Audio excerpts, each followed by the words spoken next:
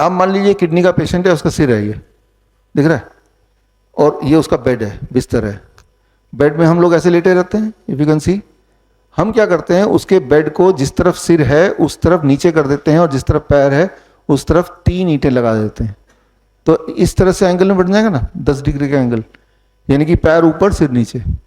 ऐसे बेड पे इसे बोलते हैं incline bed, head down tilt. ऐसे बेड में जब हम 2 घंटे पेशेंट को लिटा के रखते हैं तो उसकी सूजन कम होने लगती है, उसका यूरिन आउटपुट बढ़ने लगता है। जब ये दोनों चीज होती है तो बीपी नीचे आने लगता है।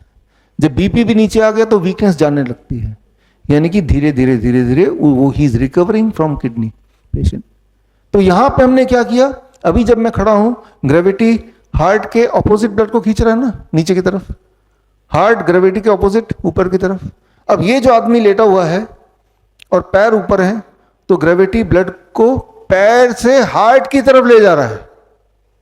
आप समझ रहे हैं, यहां पे gravity is taking the blood away from the heart, but इस कॉन्टेक्स्ट में gravity is taking the blood towards the heart. Towards the heart करते ही किडनी रिवाइव होने लगी, क्योंकि जब वहां से तो किडनी में भी ब्लड इकट्ठा होगा, kidney will function better, swelling कम हो जाएगी, यूरिन आउटपुट बढ़ जाएगा। तो this is called gravity as medicine. ये दवा है आपकी।